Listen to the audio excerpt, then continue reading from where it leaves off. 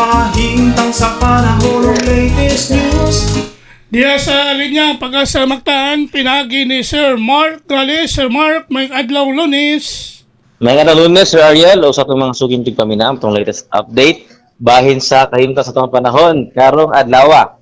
Padayon nag-apekto ang shear line, diri sa silangang bahin sa Visayas o sa Mindanao.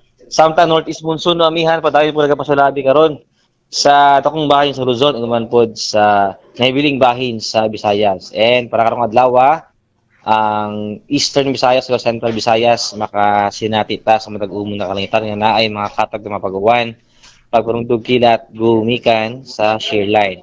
Para sa nahibiling bahin sa Visayas, makasinati usab sila aning matag-umon na kalangitan nga naay mga pag-uwan gumikan sa amihan. Para sa kahimtang sa hangin o sa katagatan diri sa Kabisayan, aduna pagyabuntay masinati nga kasarangan ito na sa kusog na paghuros sa hangin, diin ato kadagatan doon na po kasarangan ito na sa buluron na kahintang. Diri sa Cebu ato ang kadagatan, adunay hunas karong as 9 G sa buntag taob unyang alas 3:42 sa hapon. Temperatura karong adlaw magasukod gikan 24 ito na sa 29 degrees sentigrado. Ito ang haring adlaw, musilang karong alas 6 sa buntag, musalop unyang alas 5:46 sa hapon. Philippine Standard Time, alas 6:03 na sa kabuntagon og mao na to ang latest weather update ikan diri sa buhatan sa DOST Pag-asa Mactan.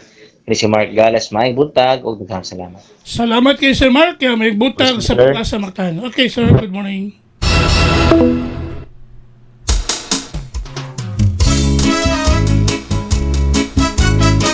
Inyo gadabate katong dagan sa kahimtang sa panahon nining adlaw nga Lunes, pizza 26 bulan sa Enero tuig 2026.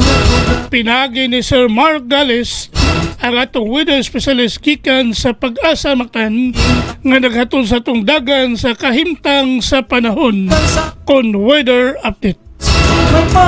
Salamat kayo ni Sir Mark Gales ug mayong buntag sa Pag-asa Mactan.